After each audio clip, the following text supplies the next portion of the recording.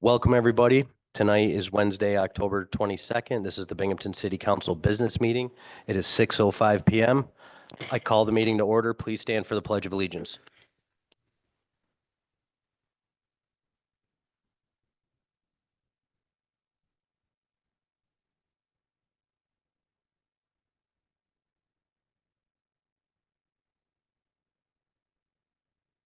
Madam Clerk, can you do a roll call, please? Councilmember Murray is absent. Councilmember Middleton. Present. Councilmember Kavanaugh. Present. Councilmember Hotchkiss. Present. Councilmember Matavetsky is absent. Councilmember Rathmel. Present. President Dundon. Present. Thank you. Can I get a motion to approve the last meeting's minutes, please? I'll make the motion. Do I have a second? I'll second. A motion and a second. Are we all in favor? Aye. Do we have any reports from any committees? BLDC is canceled this week because there's no agenda items, so no report. The Commission for the Conservation of the Environment met and is still finalizing a proposal on the city's blue bag policy, but that should be forthcoming within the next couple of weeks. Anyone else? All right, we'll move on. We do not have to set a public hearing, but we do have a public hearing tonight. This public hearing is regarding the City of Binghamton 2026 proposed budget.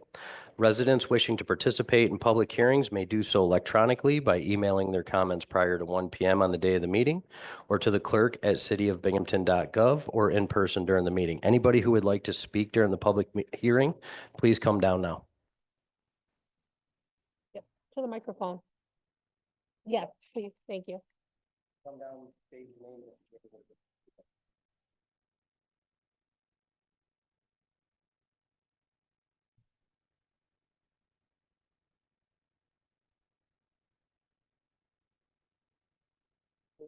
Yes. And then my name? Yeah. Jacob Rostball. I live on Jarvis Street and I work in Binghamton, yes. So I'm a landlord here in Binghamton. I've been a landlord for quite a few years now. I brought some of my customers here with me today because I know that very often the landlords and tenants are. Hang on one second. This Sure. is only to speak about the budget, public comment on any other thing. So are you here to speak that regards the budget, just to make sure? No. Okay, this public hearing is just for the budget. Oh, Public okay. comment for all residents is after we get done with the public hearing for the budget. Okay. I'll push the green button, right? Thank you so much. Would anybody like to come down and speak during the public hearing about the proposed city budget?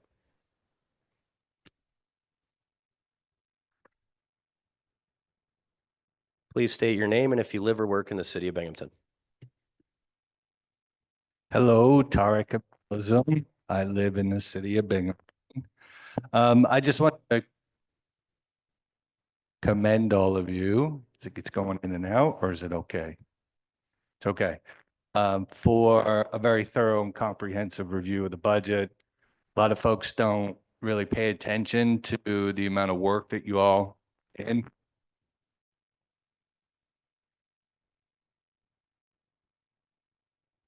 Should we try this one? This one works. Does Mayor have a secret red button where he can just like shut me up? I'm just kidding.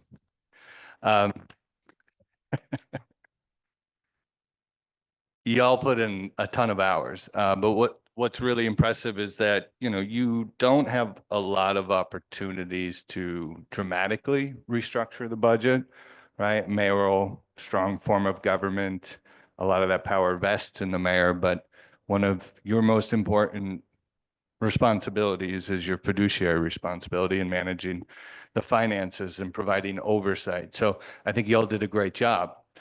Remember that this council was put in a very inappropriate position when the mayor lied about the urgent need for fire equipment and med cars. And so he had to raid the community development block grant funds. We now know that that was not the case, that he used the fire union and the fire department to help him mask over and solve his own financial management crisis. He was notified by HUD that he wasn't spending housing dollars amidst a housing crisis in a timely manner. And he ran to the fire department and said, give me something I could spend these funds on. And the union, of course, yeah, we'll take more turnout gear. Sure, we'll take a medic car. And then he blamed you all for hating public safety, whatever that means. You made a promise that you would not raid precious housing funds to help low-income residents and low-income neighborhoods, which I commend you for doing, and that you would find the funds in alternative ways. We since learned that as you were looking for funds for the turnout gear, that the mayor also knew the fire department had applied for grant funds to cover that turnout gear back in January or February. Wow, just lies upon lies. And they got the funds, so that was solved. But you still had a commitment to get the money for the fire medic cars, and you delivered. And so I just want to commend you in that the mayor, instead of collaborating, being honest, being transparent, and bringing responsibility to the management of tax dollars and grant dollars, he just wanted to engage in PR theater, in wizardry, which has been the entire theme of these last 4 years.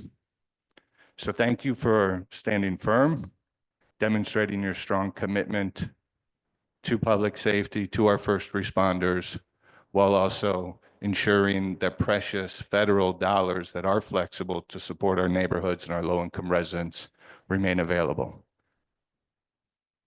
Congrats. Thank you. Anybody else like to come down and speak during the public hearing?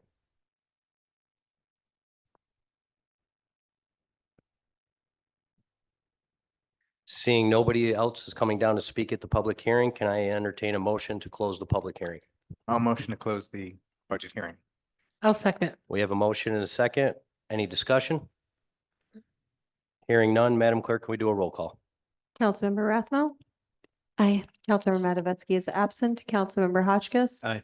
Councilmember Kavanaugh, Aye. Councilmember Middleton, Aye. Councilmember Murray, Aye. President Dundon. Aye. Thank you. That is 6-0. Now we're moving on to public comment. Residents wishing to submit public comment may do so electronically by emailing their comments prior to 1 p.m. on the day of the meeting to the clerk at cityofbinghamton.gov or in person during the meeting. Anybody who'd like to come down and speak during public comment, please come on down now. I will have you state your name again, though. All right.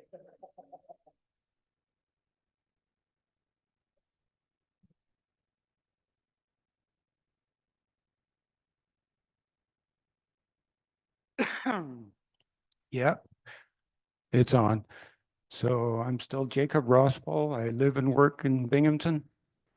And I was sitting up there thinking, I think I'm a slumlord, actually. I know that because I spend my time cleaning and scrubbing and painting and I know all my friends in New York City, they call me, oh, he's a slumlord up in Binghamton. And I'm saying that because I know that I talked to Graham and he says slumlords, they're like drug dealers. So I'm definitely not a drug dealer, but I'm bringing this up because I think there's too much name calling. And I came with some of my tenants because I think there's too much playing different groups against each other. I view my tenants as my customers. And lately we've had a problem, a big problem that we share. It's not the first time I've had that experience, but I rented out an apartment to a lady that worked at Walmart, and it turned out that her daughter had a drug problem. She moved in as well. Her boyfriend, I guess, was homeless. He moved in as well. Since then, it's been an absolute terror at the property. Melissa here in purple gets up at 5 o'clock every morning, goes to Endicott on the bus. She's got cancer. She's been kept up all night, screaming and yelling and fighting. Rich over here has been holding down a job, down the street factory job for 11 years. He also shows up early. He's had a couple of months with no sleep. Milka suffers from different emotional issues. She's got a service animal that barks every time there's something going on in the building. The reason I bring that up is it's not only me suffering from this, it's obviously also the tenant with the drug problem and the fighting. I've had a tenant, 21-year-old, that died from an overdose. It's me and it's the tenants. And sometimes I think the broader public fails to understand that we're actually in the same boat. Because when all this is said and done, one day, hopefully we're going to get this tenant out, the problem tenant. There's probably a $15,000 bill renovating that very, very needed low-income unit. Now, where's that money going to come from, right? If people steal at the supermarket, does the supermarket go out of business, or do they raise the price of bananas? They raise the price of bananas. So I'll have all the dirty work to do, and I'll pass on the cost to these people, and they don't have the money, right?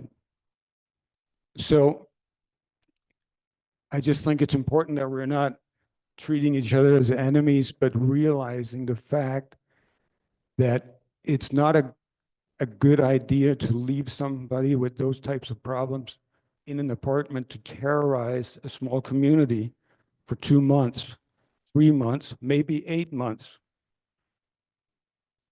When I called my lawyer to point this out, it started immediately. The lawyer says, we do no longer deal with any cases unless there's a no payment situation, because they're too hard to prosecute. They're too hard to bring to court.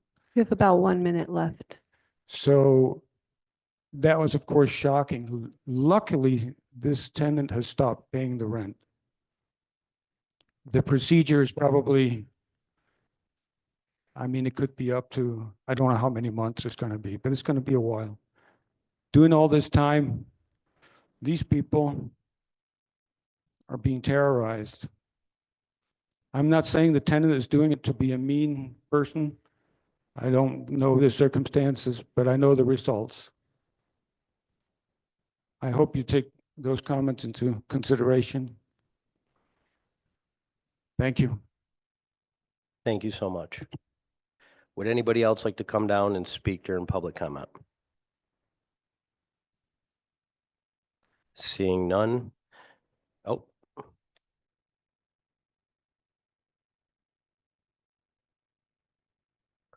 Please state your name and if you live or work in the city of Binghamton.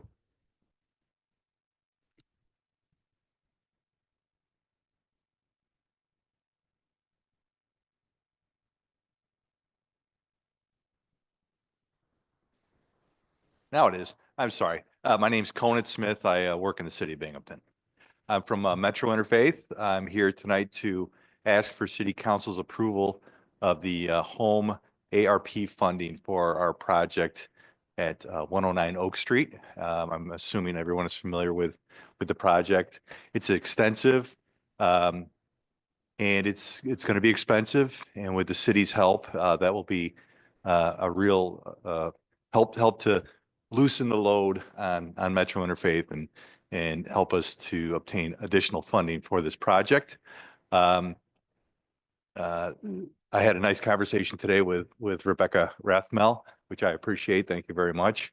And I believe that we addressed any concerns or questions that maybe the council may have regarding our project.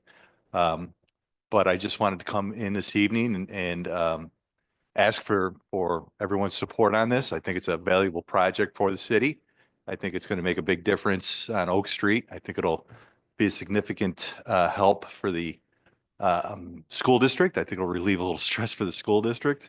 We'll provide family housing for low-income families, which I think we all agree is needed. And I think it'll be make a significant impact on the west side of Binghamton and the city of Binghamton as a whole. So thank you very much. I appreciate your time. Thank you so much. Would anybody else like to come down and speak during public comment?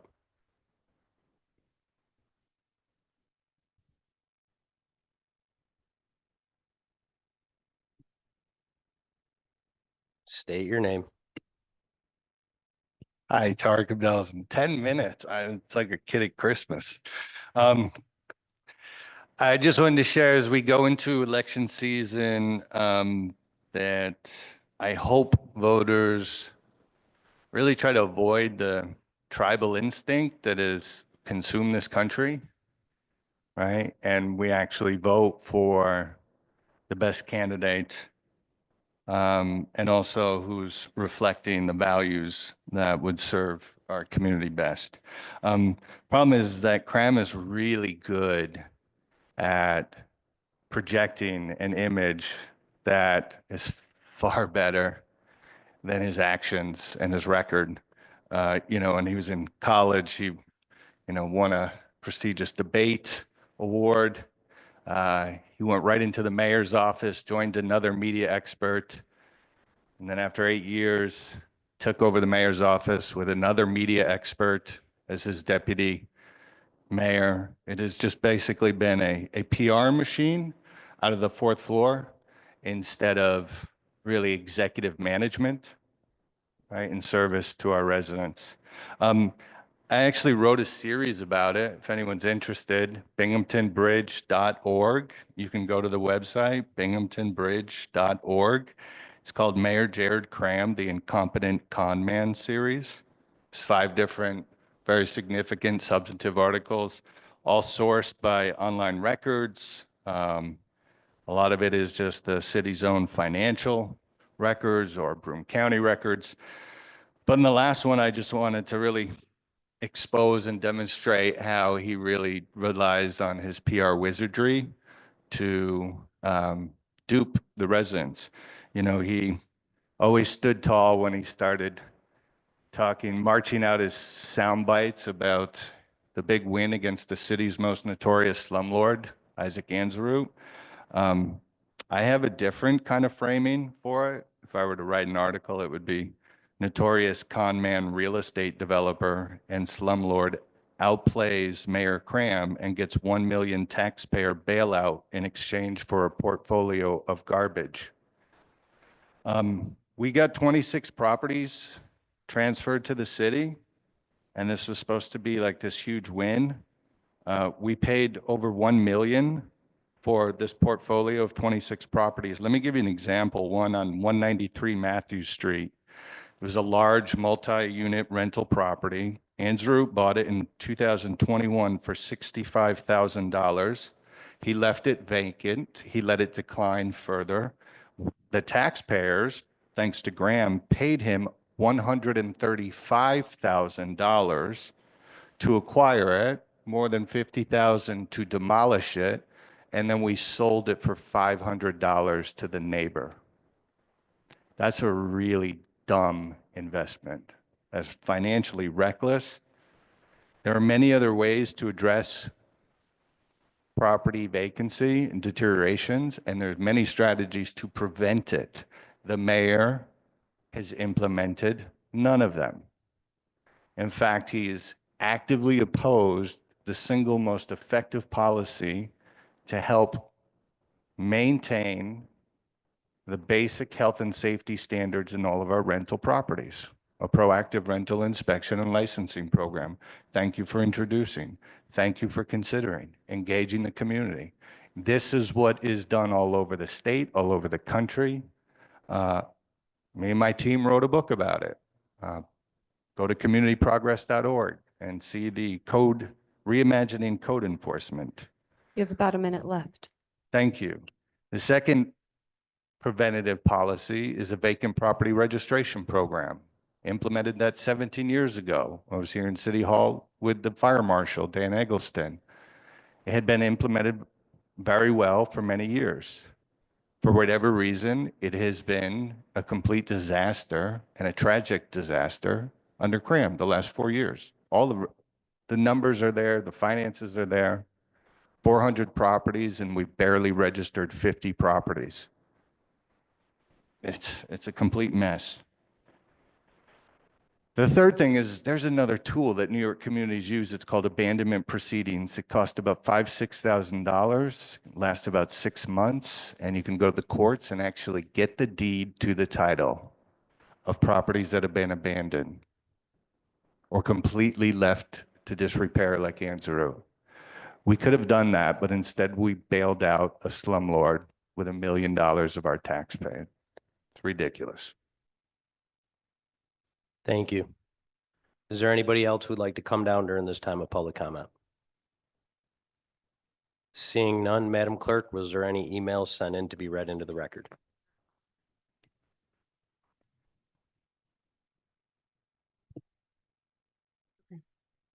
From Rosie Rue to the members of the City Council, I am writing as a concerned resident to express my frustration with the conduct and priorities of our current City Council.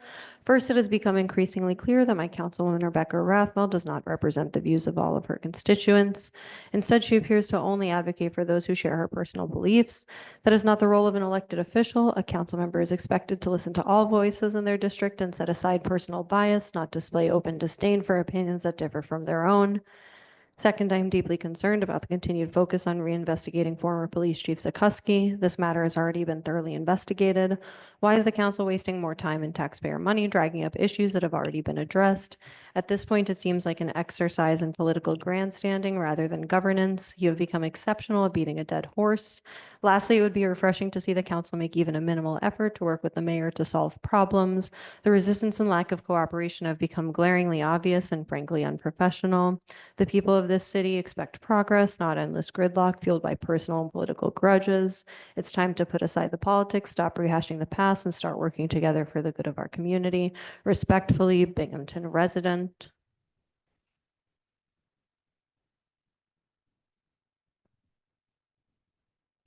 Then from the Greater Opportunities of Broome, good evening, council members. Thank you for the opportunity to share our message. This letter is being submitted to Binghamton City Council on behalf of Greater Opportunities and, more importantly, as a partner in our shared commitment to truth, equity, and housing justice in Binghamton across all communities we serve.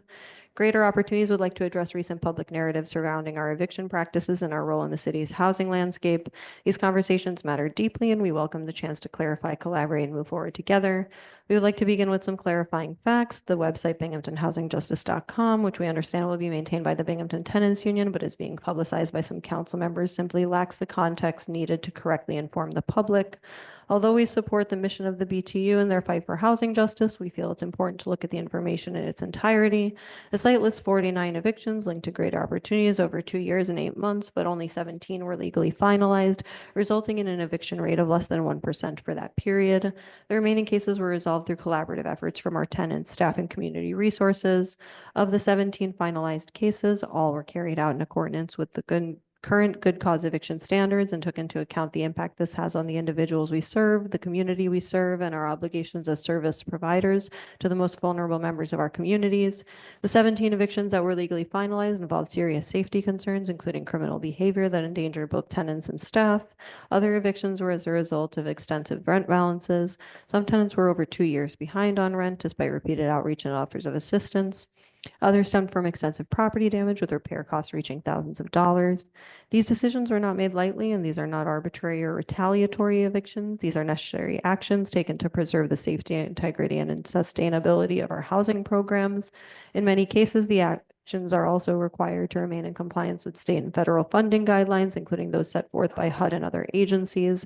Our organization is held to strict standards regarding tenants' rights, lease language, property condition, and program eligibility, and failure to act in certain situations could jeopardize our funding and ability to continue to serve the community long term. It is critical to understand that not all evictions are bad evictions intended to displace tenants. In fact, in many cases, a formal eviction process is the only mechanism that allows tenants to access emergency housing resources, legal aid, and social services that they otherwise cannot reach. Plainly, an eviction must be filed in order for the tenant to access resources in order to prevent the eviction.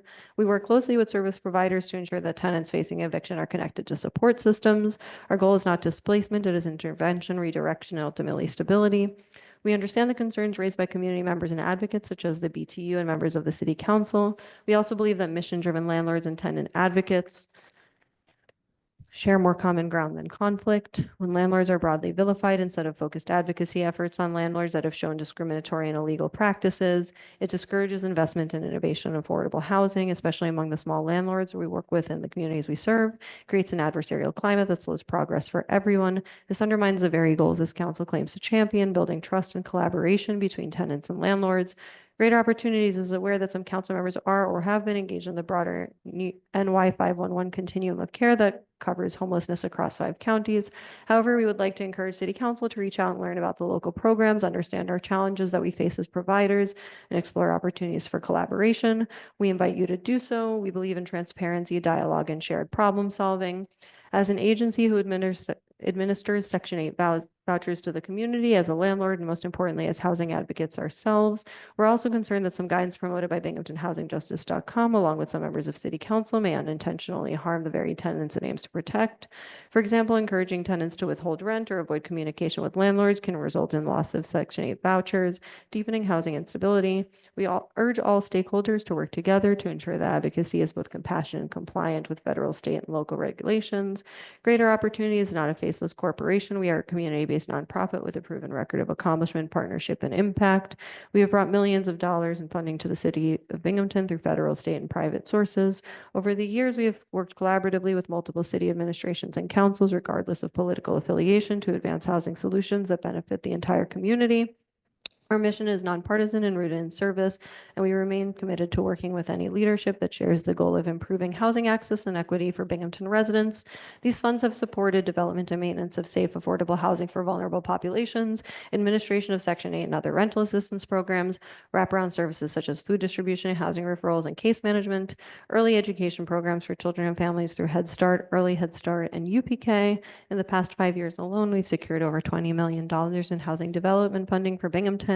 This includes a recently awarded $8.2 million HHAP grant from OTDA to renovate 14 units and create 7 new supportive housing units on Griswold Street, a $3.2 million SRDI project adding 12 affordable units on Munsell Street, an $8.1 million renovation of 4 Northside properties, creating 27 permanent supportive housing units for formerly homeless individuals and families.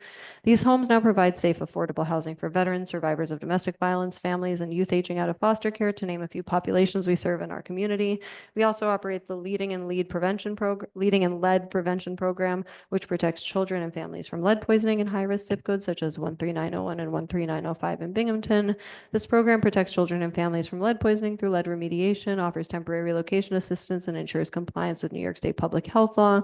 Our programs serve hundreds annually, many of whom were previously denied housing opportunities elsewhere. We continue to bring transformative resources to Binghamton's most vulnerable populations. We are proud to say that we often accept tenants who have been rejected by other landlords, those with poor credit, prior evictions, or complex needs. We offer them a chance, we offer them dignity, and we offer them a home with supportive services to assist them in accomplishing the goals they set for themselves.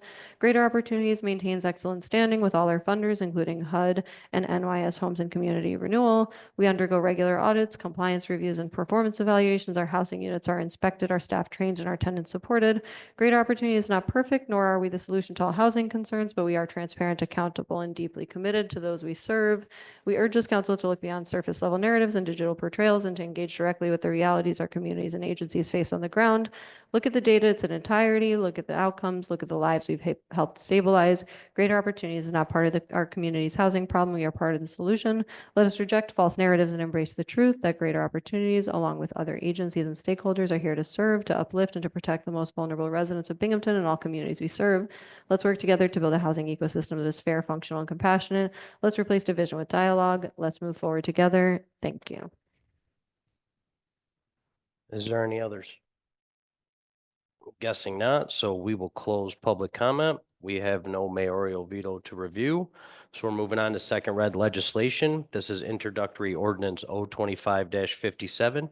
It is considered in planning, and I'll hand it over to Councilmember Rathmel. Thank you, Council President Dundon.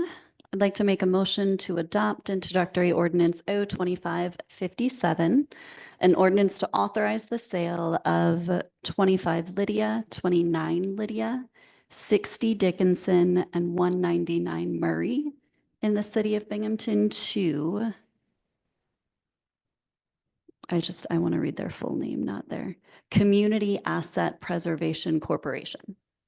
We have a motion. Do we have a second? Good. We have a motion and a second. Discussion. So for context, this is these sales of the included and identified properties are part of the New York State block by block home ownership program and will be funded for renovation and rehabilitation as part of that program for affordable homes in the first ward. We had pretty extensive discussion with representatives from the Community Asset Preservation Corporation. They demonstrated a portfolio of experience developing housing in a broad scope of areas. They are headquartered in New Jersey. But I would, I think, add that one of the things that was most compelling for me in that discussion was their experience in working with community land trusts and their expressed interest in collaborating with our local land trust to bring permanent affordable housing to the city as well. So happy to introduce this motion. I'm going to chime in. So I did an introductory email between the Binghamton Oneana Building Construction Trade President, Frank Steno, myself, and I believe the guy's name was Greg. And outside of that introductory email, whenever they come back into town, they will actually sit and meet with the local trades. So as much as our community does need this housing, I will support the sale of this property. But at the same time, I will let people know, don't be surprised if I end up in front of these projects with a rat and a megaphone. So, because if it's not going to be built locally, well, then the union side of me is not going to stop just because I had to vote to approve this for the housing needs. Anything else to add to the discussion? I think the only thing that I would add is that it feels like we're approaching a full circle moment, having initially supported some efforts made by Senator Webb to make this block by block funding include Binghamton. And now we're at a point where we're approving a sale to eventually use the funding to build housing and do the infill housing that we're advocating for alongside Senator Webb. So that's all I have to add. I mean, infilling is a big priority environmentally as well. On top of it's got a lot of positive synergies. When it was presented, we talked about the stabilization in neighborhoods. There's also just, we can keep things more dense. We don't have to build outward, which can help preserve our forests and our trees and help with flooding and things like that. So excited to move forward. Anyone else? Hearing none, Madam Clerk, can we do a roll call? Councilmember Rathma, Aye. Councilmember Matavetsky, Aye. Councilmember Hotchkiss. Aye. Councilmember Kavanaugh, Aye. Councilmember Aye. Middleton, Councilmember Murray, Aye. President Dundon. Aye. Thank you. That is 7-0.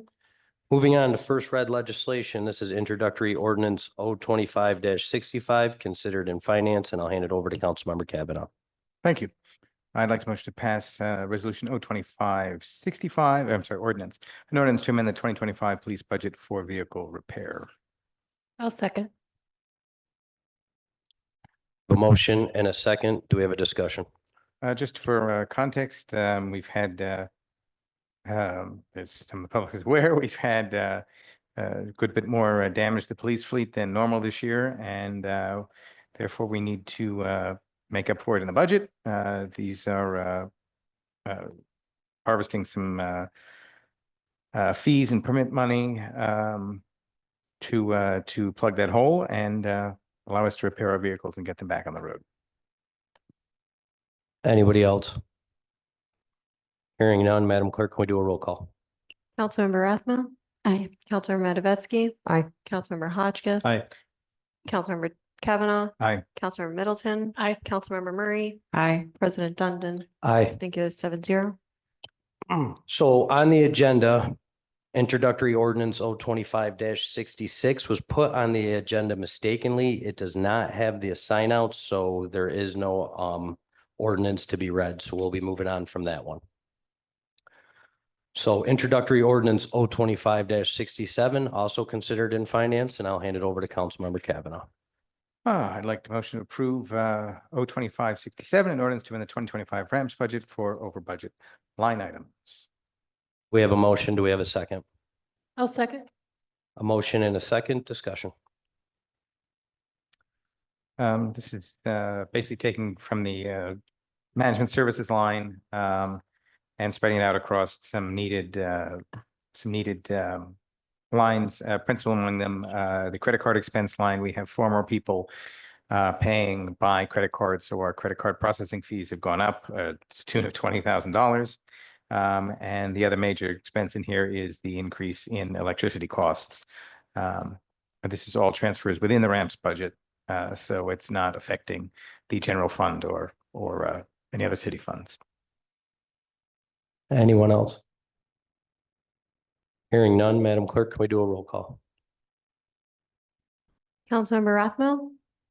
Aye. Councilmember Matavetsky. Aye. Councilmember Hotchkiss. Aye. Councilmember Kavanaugh. Aye. Councilmember Middleton. Aye. Councilmember Murray. Aye. President Dundon. Aye.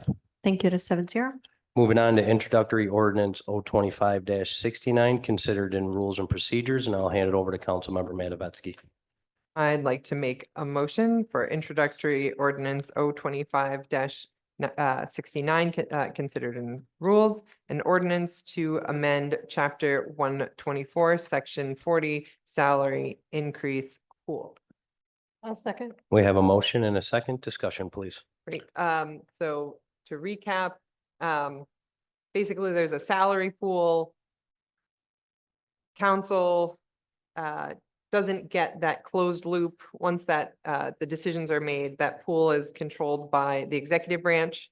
And we're just making sure that we close the loop and actually find out how that money is being dispersed in a timely manner.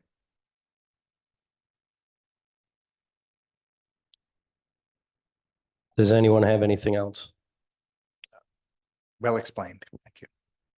The, just thank you for the folks that worked on this. I think it gives us a little more gives city council a little bit more transparency and insight into salaries, and it helps us, it will help us with and future city councils with the budget for years to come. So thank you for your work on this.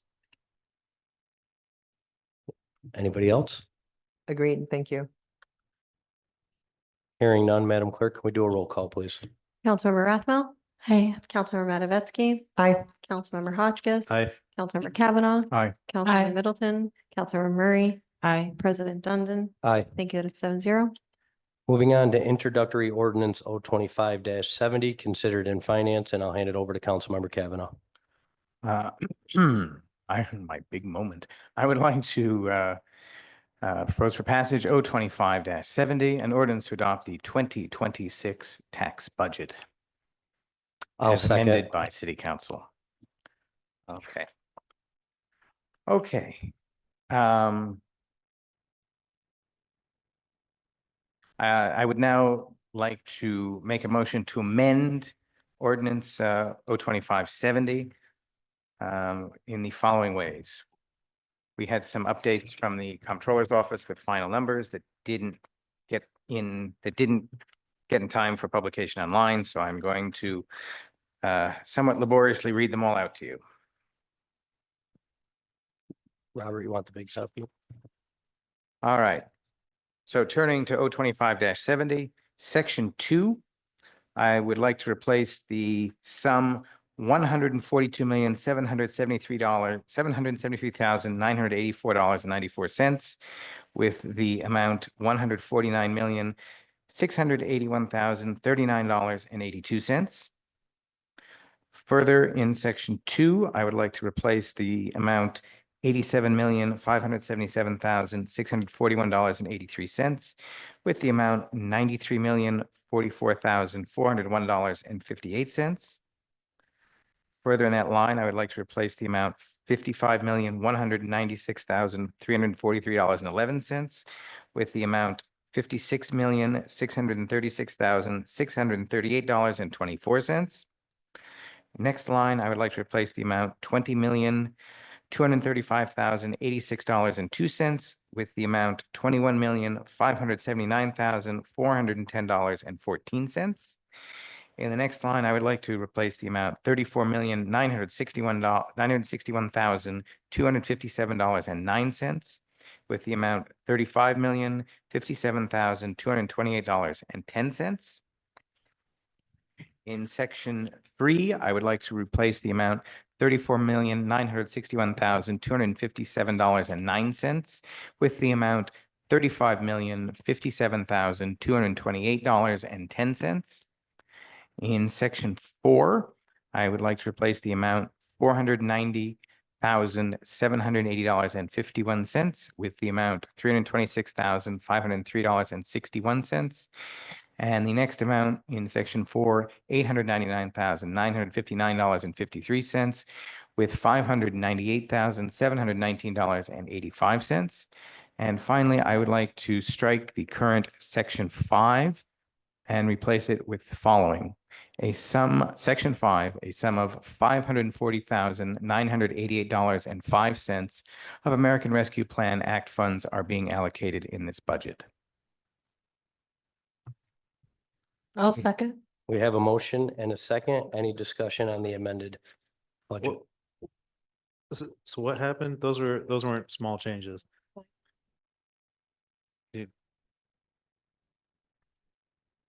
It's the updated numbers from the comptroller. Difference between September and present? Yes, Okay. and just any changes in the retirements mostly and things that have been updated. Do you want any commentary, Bob? I think the only thing that I would point out is that like the total amount, when we're talking about like the balance, the move to the 35 million, whatever it is. It went from 34,961 to 35,57. So Yes, which is what the total tax levy is in your budget, like the printed budget. So that's just being changed to reflect what's actually in here.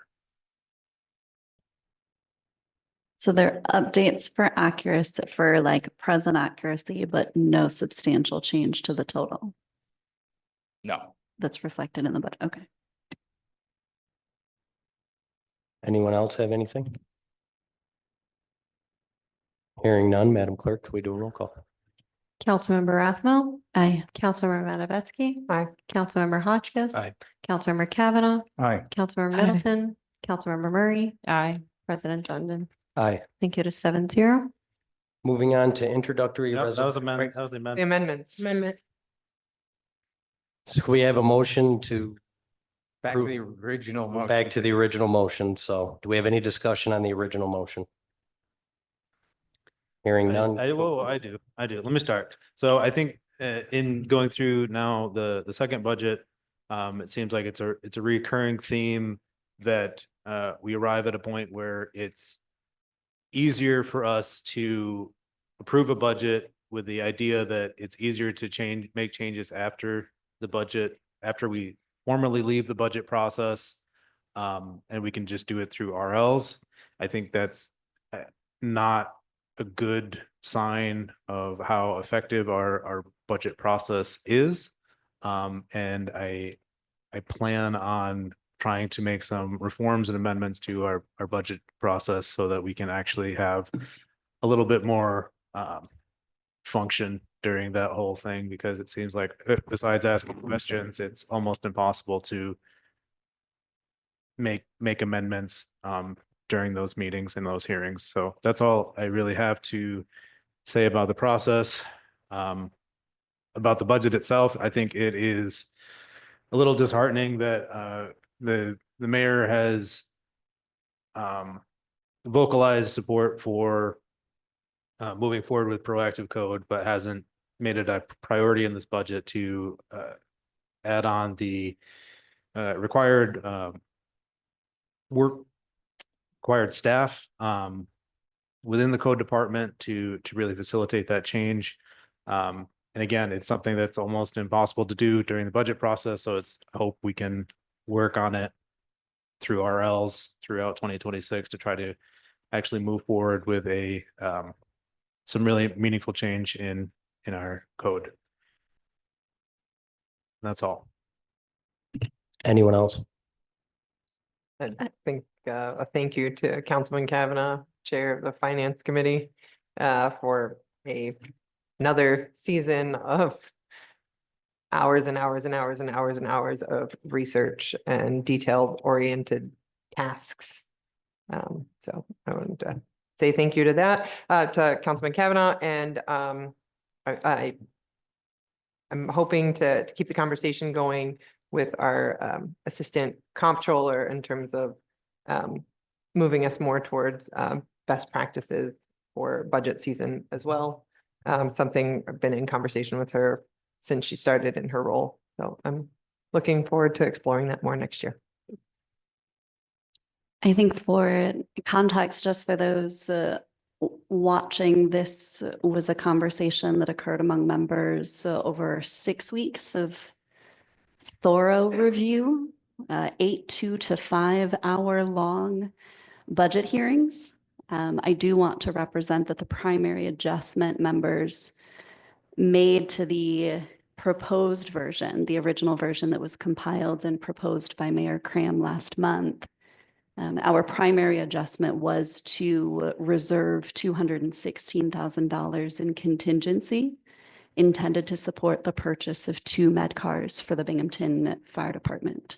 So for those watching or here afterwards, those vehicles had been a point of contention between the mayor's office and council since the summer, when we authorized the use of the city's fund balance for their purchase as an alternative to federal community development block grant funding, which we had noted is more appropriately allocated to critical affordable housing, rehab and development. And I am extremely proud, grateful to have worked with all of you to keep the commitment that we made to the fire department, not only Chief Gardner, Union President Holleran, but the rank and file among members who reached out, that we would work to find that funding in the budget if Mayor Cram failed to do so. I know we could not have accomplished that without Councilmember Kavanaugh's proficiency as chair of the Finance Committee, or the expertise of the city's comptroller, assistant comptroller, and acting corporation counsel. So I'm proud of that collective effort, and I think that demonstrates what can be accomplished when residents' needs are prioritized. Anybody else? Hearing none, Madam Clerk, can we do a roll call? Councilmember Rathmel, Aye. Councilmember Matavetsky, Aye. Councilmember Hotchkiss. Aye. Councilmember Kavanaugh, Aye. Councilmember Middleton, Aye. Councilmember Murray, Aye. President Dundon. Aye. I get a 7-0. Moving on to introductory resolution R 25-59, considered in planning, and I will hand this over to Councilmember Rathmel. Thank you. I do not intend to motion, but this is an ordinance to enter into agreement, an ordinance, excuse me, to support applications for New York State Homes Move in New York program. Do we have a motion on this? I'll I motion. can make a I was gonna, I can second. Councilmember Kavanaugh made the motion. Councilmember Matavetsky seconded the motion. Do we have any discussion? Sure. So for context, this is a resolution that was introduced by the Director of Economic Development, Ms. Glose, in support originally, per our conversation during work session at its introduction, it was shared that this, rather than a support of the applications for Move in New York program proposals or agencies, was intended simply to authorize her department to conduct marketing in order to solicit proposals. During that discussion, after pretty extensive questioning, Director Glow shared that this would not be framed as support for the applications or support for the agencies, because we do not have any proposals. In fact, the application portal for this program does not even open until the middle of next month. And applications will be received through the end of January and then evaluated not on a first come, first served basis, which may lend to some urgency, but on a prioritization scale. And one of the concerns that I represented in this conversation is that our authorization is not required for her to email potentially interested organizations in order to announce the funding and consider applying. She confirmed it would be used for marketing purposes, but what this is written as, if we look at our packet, is very specifically a resolution authorizing the mayor to approve and endorse various applications to New York State Home and Community Renewal for Move in New York program. And if we read through it, it says, finds it necessary and proper to approve and endorse these organizations in their applications. We have not received applications. Applications are not open yet. Proposals have not been submitted. Agencies have not sent in even letters of it. We're not even at that stage. And so I'm unsure why we would be moving to support this. I think at the very, I mean, I would welcome other discussion. I mean, ultimately, this is put on the agenda. I mean, I think the least we can do maybe to follow up and get clarification, given the discrepancy in what was described, is motion to hold it over. But again, what I would welcome additional thoughts. I mean, I think resolution represents a proactive endorsement of the program and the city's backing of the program. And I don't think that's, I think that's, as Director Glows mentioned, it would be a tool in her toolbox for recruiting developers for this. Any city-owned lots that are involved in this will still have to come to council for any sale or transfer of real estate. So we will get to review the applicants through that method. So I mean, that's the backstop to this general authorization to support applicants. I hear you, and I don't disagree with that, but as it's written, the resolution that we're being asked to approve says the program application requires that the applicant obtain the approval and endorsement of the governing body of the proposed project and where it will be located. I'm all for proactive, pretty much proactive anything as opposed to reactive, but this is not written as it was represented, and I am not. Ultimately, approvals are required for approvals from the local legislative body are required for agencies to submit for funding. And I don't want to put us in a position of signing off on this tonight when we don't have the information and an application being submitted with our endorsement when we don't know what we're endorsing. I mean, we're talking in circles, I think, but the meaningful approval will come in the transfer of real estate, which will have to come before us, you know, as a matter of course. I mean, so that's the opportunity to weigh in again on specific proposals. And you know, heaven forbid, we even have competing proposals for some sites. I guess I have a corporate counsel question. In terms of the sale of property, is there issues if the the criteria that council uses to make determinations relating to sales? If to determine, say, project, we pre-approve this, and then a project comes in, and then for some reason or another, people don't like that project or that location, and then there's a sale, is there any legal questions that might arise? In terms of city council rejecting the Right, sale? Exactly. So city council has to have some sort of rationale for why it's rejecting a sale. It can't just go, well, the sky's purple today, so we're voting it down.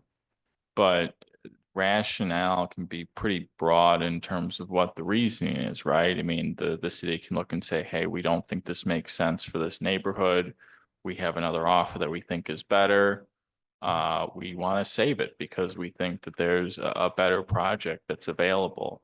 So there has to be some sort of reason for why city council's choosing, as with any legislative action, right? I mean, there has to be some basis for why you're choosing to do something. Again, it can't just be we're spinning the wheel and that's the answer. But as to what constitutes a reason, that gets very broad. So I mean, there's a legal issue in terms of yes, city council has to come up with a reason, but I suspect that if you city council looking at a project and saying, we don't think this is worth supporting, they're going to have a reason for why they don't support it.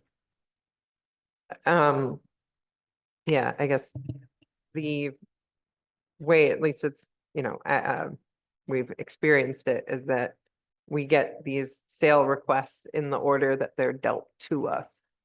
So if there were multiple things that were possible for a location, we might not be privy to that information until after a vote. I I'm think sorry, what she's saying, Bob, is think if this there's out. two proposals, we won't know there's two proposals. We'll just know of one proposal being sent to us to transfer the property. So, I mean, so I understand that concern, right? And obviously you can ask whoever's presenting and, they kind of have to tell you one way or the other as to whether or not there are other proposals that have come in. And the fact that there's a proposal for one, the example of there being multiple proposals is just one reason why city council might choose not to transfer the property. Again, there's a number of other reasons that one could hypothetically come up with as to why city council might not want to transfer a property. I'm just trying to think about how this differs from the backstop that we're discussing. I think just kind of finally, I'll just in looking at my notes from that conversation, what I said explicitly is that if it's support for the applications that is expected, I would want to have the opportunity to either review the applications or receive details regarding the proposals.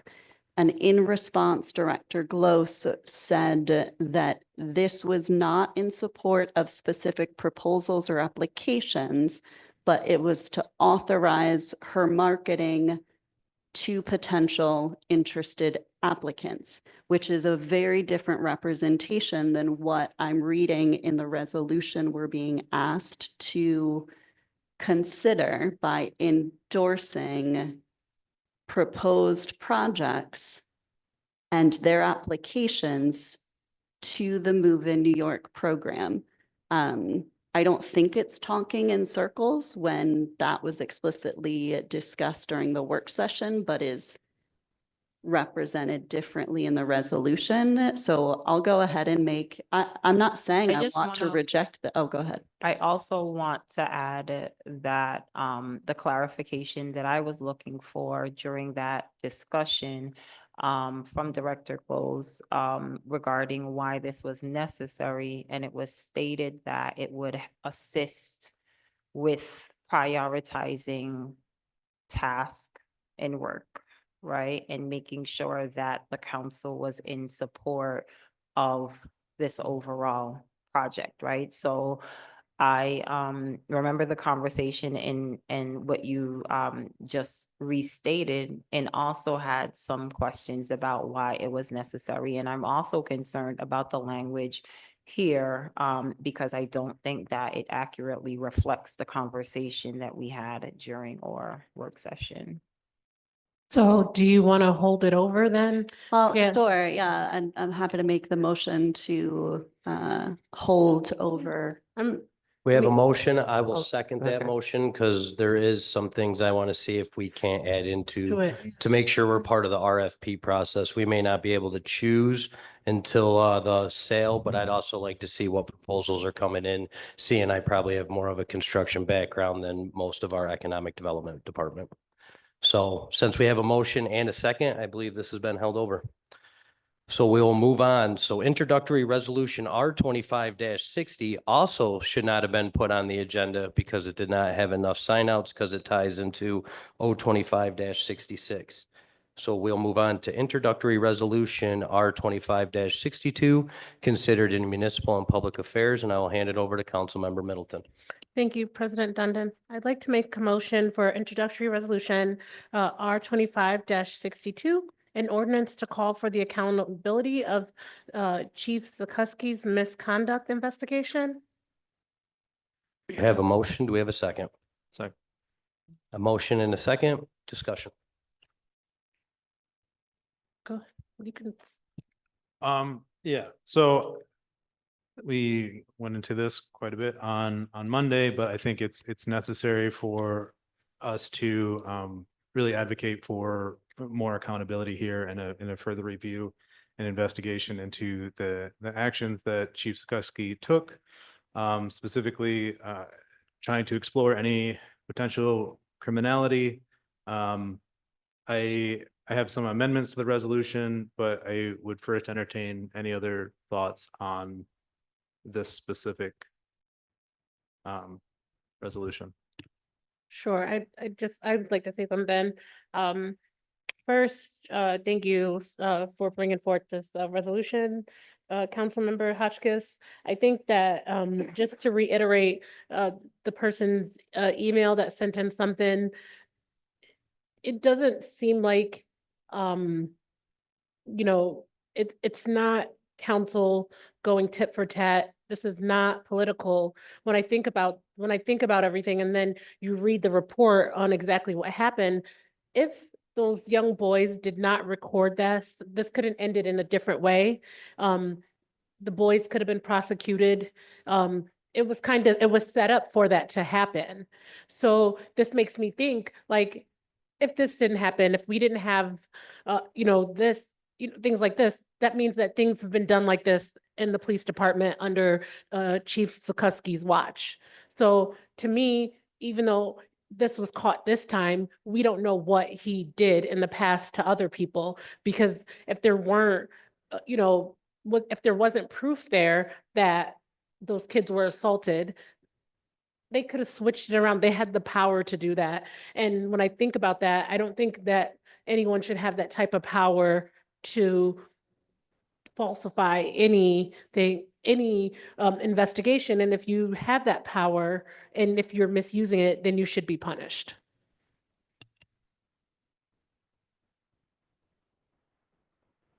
So as a non-lawyer layperson, certainly the report is pretty damning. And I definitely support continued look into the potential, what, again, as a non-legal person, looks to be criminal actions. So I support that. From my understanding, that work is advancing through a special prosecutor. So assuming what I'm understanding, I'd like to thank the DA's office for taking this seriously and having a special prosecutor. I hope the system continues to function. I don't mean to cut you off. They have to have a special prosecutor because Paul is a part of this. So it is technically, it isn't really like the DA is doing us a favor. They have to because it's a conflict of interest. So they're not really doing anything special. The process is playing out as I think we're requesting it to play out. No, I know that, but I'm just saying in general, like the DA's office is not doing anything special. It's a conflict of interest, so they have to have someone, a special investigator there because he's implicated in the report.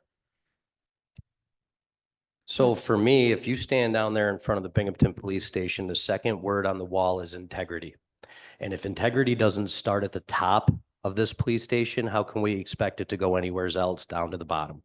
So that's why this needs to be done, because we have to put the integrity back intact to this police department, starting at the top, all the way down to the rank and file. I think I would just offer, I've received a couple of questions from constituents, and I would just offer for clarity, a number of questions around, I thought we already did this, and very specifically, what was conducted in that third-party investigation that Mayor Krim called for following the incident this summer was an administrative investigation to identify misconduct according to internal policies and procedures. What we're calling for is further investigation of the findings that resulted from that report to look into the potential criminal conduct. So the administrative investigation and a criminal investigation are two very different things. One has occurred. We are now calling for the second to occur as a result of the report. As far as I can tell, it is occurring. I'm just talking about. Councilmember Hotchkiss. Yeah, if there's nothing else, I think the easiest way for me to make my amendment is to just read through this whole resolution. I think the gravity of the situation kind of calls for that. So if there's no other discussion on it, I'd make a motion to amend resolution R 2562 to read the following. Whereas the City of Binghamton retained Lipus Mathias LLP to conduct an independent investigation into the conduct of former police chiefs Joe Zukuski following the July 18th, 2025 incident in Johnson City, New York. And whereas the resulting report and conclusions of the internal investigation of Binghamton Police Chief Joe Zukuski on October 8th, 2025 found multiple serious violations of Binghamton Police Department policy and city ethics standards, including failure to comply with law enforcement contact to the mayor as required by the city charter and BPD policy, making inconsistent statements to city and law enforcement officials, attempting to interfere with ongoing criminal investigation, wiping, factory resetting, city-issued electronic devices after being placed on administrative leave, thereby destroying potential governmental records, storing a personal firearm in his city office without authorization, and failing to notify department of his change of residence as required by departmental rules. And whereas the report further concludes that these actions constituted conduct unbecoming of a public safety leader and amounted to the gross mishandling of government records, behavior which undermines public trust, accountability within the police department. And whereas the report notes that such misconduct may have implications under Brady versus Maryland and Giglio versus the United States standards, potentially affecting prior and future prosecutions involving the chief's leadership and testimony. And whereas the former chief's resignation on September 29, 2025, prior to the completion of disciplinary review, does not absolve the misconduct identified nor the need for full accountability and public transparency. And whereas the city council recognizes that integrity in law enforcement leadership is essential to maintaining public confidence, equity, and justice in the city of Binghamton. Now therefore be it resolved that city council in the city of Binghamton hereby formally condemns the conduct of former police chief Joseph Zukuski as described in the investigative report, finding that such behavior was unethical, unprofessional, and contrary to standards of public service as expected of any city official. And be it further resolved that the city council calls upon the Broome County District Attorney and the New York State Attorney General's office to review the report's findings for any potential criminal or professional misconduct, including any violations of state law regarding tampering with public records, obstruction of governmental administration, or misuse of public resources. The New York State Division of Criminal Justice Services and Office of New York State Comptroller to review whether the former chief remains eligible for any law enforcement credentials or retirement benefits obtained under false or unethical pretenses, and the mayor of City of Binghamton to ensure full cooperation with all ongoing future investigations and to implement strengthened internal oversight and ethics training for the police department and leadership. And be it further resolved that the council urges immediate preservation and public release of all non-confidential materials referenced in the investigative report, including communications with AT&T and Google to protect the integrity of the Binghamton Police Department and promote transparency. And be it further resolved, the City Council of the City of Binghamton reaffirms its commitment to ensuring that no individual, regardless of rank, tenure, or position, is above the law, and that accountability, transparency, and justice remain the cornerstones of public trust in this city. I'll second the motion. Do we have any discussion on the amendments? I am fully in favor of this amendment. I truly believe that the language of the amendment that was read is absolutely necessary when we think about accountability. I think about the email and from that was read into record by the city clerk. And anyone who is confused as to why it is important and a part of what I believe is our obligation as city council member to pursue and or explore if there are any criminal behavior, right? I don't understand why like we're not on the same page with that. No one is above the law, and there's clear that based off of this report, there's a lot to be concerned about, and that behavior highlights that our former chief felt that he was above the law, or else these things would not have happened. And to echo Councilwoman's Middleton's sentiments and mine as well, right? If the roles were reversed, if this incident was not captured on video, who's to tell how it would have framed? And those young men may have been in jail, right? And that's just the truth, and that's the reality. And so I am in full support. I think that the language that for this this language is necessary.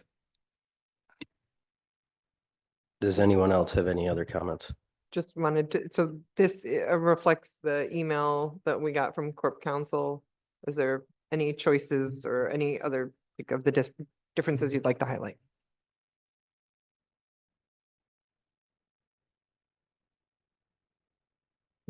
Can you say that again, please? I would just, we received suggestions from Corporation Council. I wanted to see if this fully incorporated them or if there was differences, and if so, just for you to highlight them so I understand. No, it does not fully incorporate them.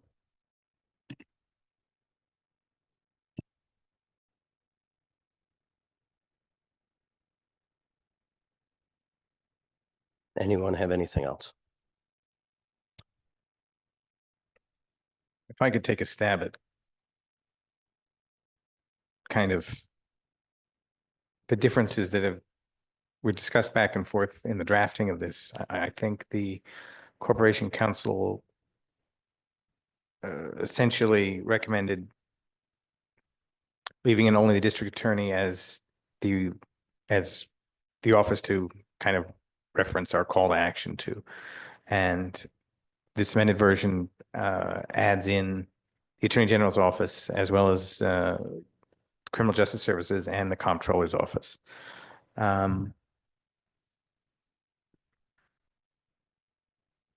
So highlighting, as Councilman Rathmel did, that the city investigation was, in essence, an administrative investigation to the end of a civil service process. That was the investigation that was done. Those were the findings that were created, or that was the report that was created. The questions raised by that report and the possible ongoing implications it has for the operation of the city, I think warrants City Council as the representative body of the city, is representing folks in our various neighborhoods, to say, hey, it's probably appropriate that there's a criminal, a look at a criminal issues in this situation. And I think the normal path for that, for a criminal situation, would be the local district attorney. I think it is a bit of an extraordinary step to then call on resources out of our community at the state level to look at this matter. I am having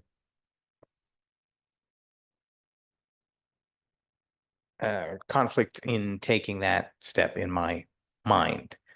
However, the Office of Police Chief is one that requires trust and a lot of community faith, and that was violated by former Chief Zukoski. So perhaps it is warranted to at least make the call to these other state level agencies. But that's something I'm wrestling with right now in the moment. Thank you, Councilman Hotchkiss. So I'm looking for thoughts from fellow council members. I think I would share that I believe this is fully within our legislative responsibility to call for review by all oversight agencies. If we certainly can't control whether or not the Attorney General's office pursues a criminal investigation, but I believe that we are partly in the scenario we are in because findings and recommendations previously made by the AG's office were dismissed and ignored. And I think that bears relevance. And since the comments from Corporation Counsel in an email advising recommendations and edits were brought up by Councilmember Matavetsky, to that piece very specifically, the concern was raised that previous engagements in findings and investigations by the New York State Attorney General's office cost the city a great deal of money. However, again, those findings and recommendations were dismissed and ignored. So we are in this scenario at the fault of the former chief of police and the culture that he perpetuated among the Binghamton Police Department. And I don't think that we should not follow what is our responsibility to follow or call for simply because it could potentially cost money to comply.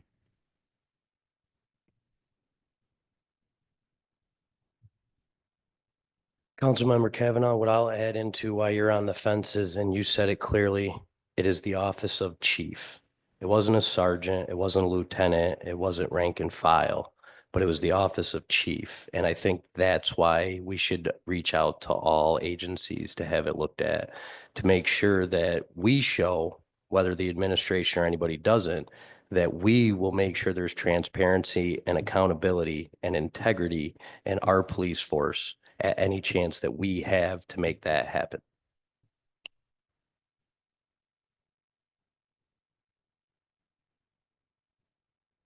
Anybody else?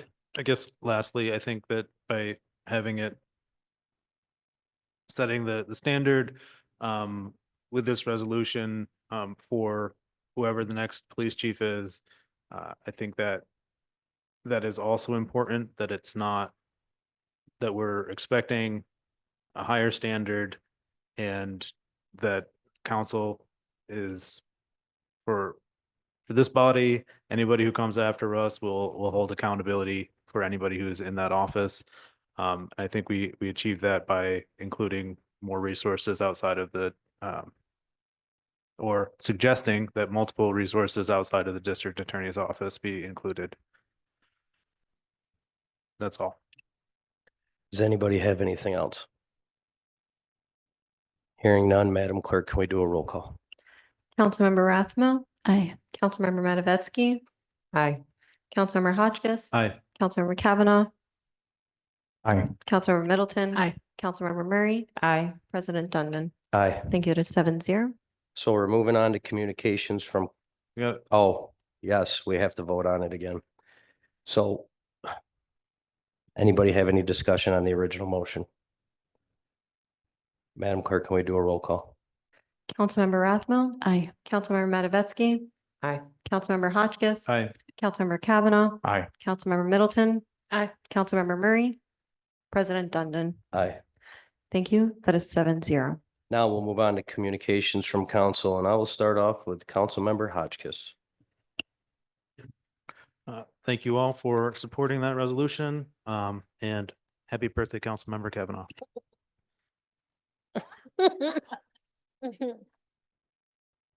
Thank you.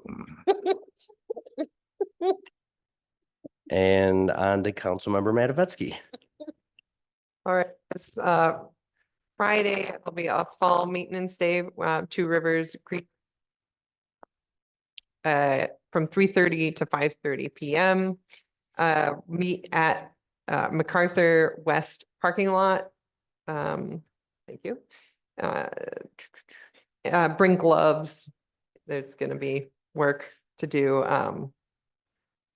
We've got the Enchanted Cove at the Discovery Center has had a lot of upgrades, including a new one this week. There's like an all abilities rock and glide dinghy boat and dock next to the pirate ship.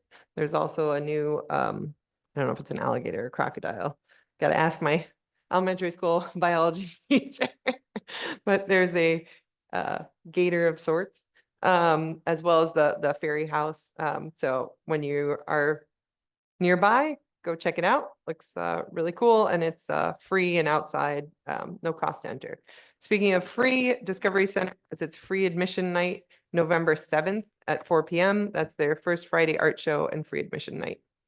Going on now is Restaurant Week. There are 2 restaurants in Southside that are participating, Spice of India and South City Public House. No, Bar and Grill.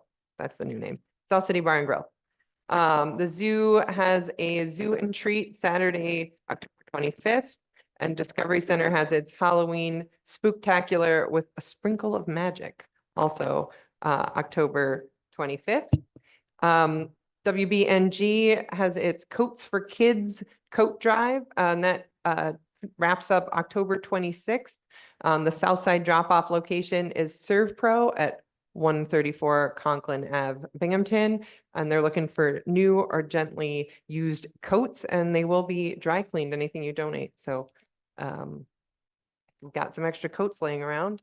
There's a whole bunch of locations. Again, I just was reading the Southside one.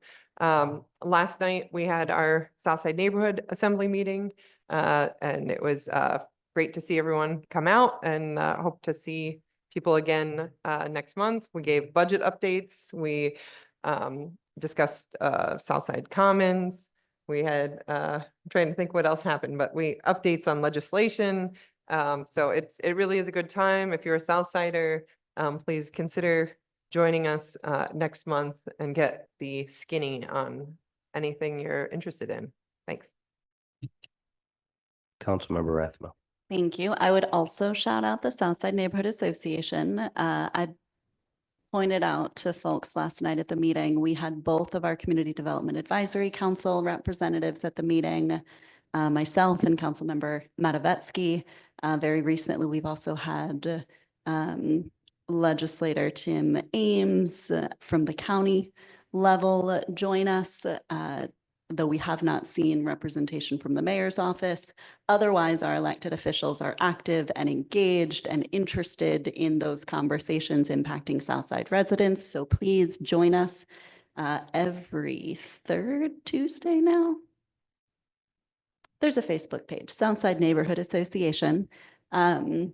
Also impacting Southside residents, I do just want to note that part of the 2026 budget that we approved this evening includes a funding for a revitalization study on Conklin Avenue. And for many of us, particularly on Southside East, who have been impacted by persistent disinvestment in that side of town, up to and including the closure of the former Weiss, which left Southside East a food desert over a year ago now. The intention of that revitalization study is to identify opportunities for investment and reinvestment of that corridor. And so we are also hoping to leverage the commitment in investment in our conversations to bring a full service grocery store to Southside East. That remains ongoing. Shoot, there was one more thing that I wanted to.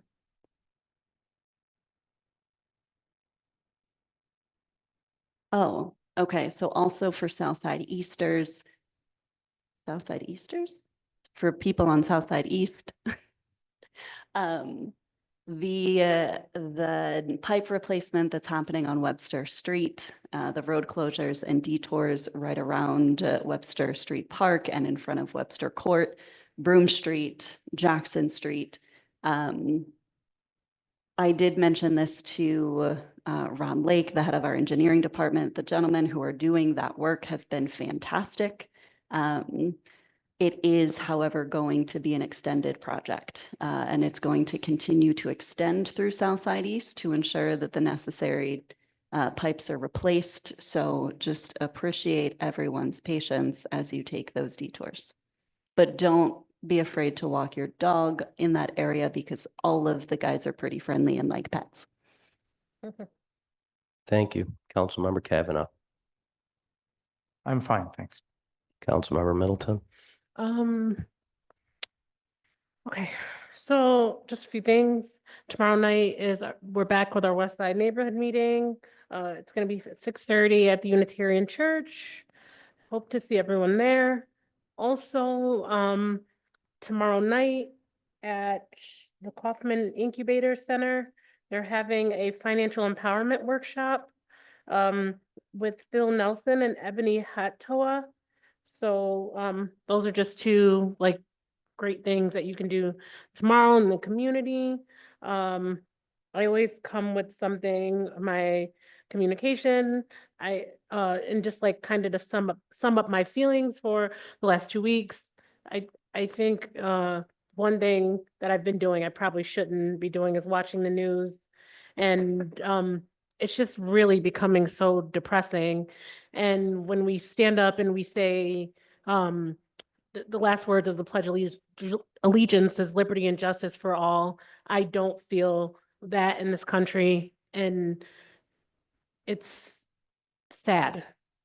So I hope that, we can get there one day. I don't feel like it. I don't feel that right now as I'm seeing, these things on TV. But I do hope that we can get there one day. So thank you. Councilmember Murray. Thank you.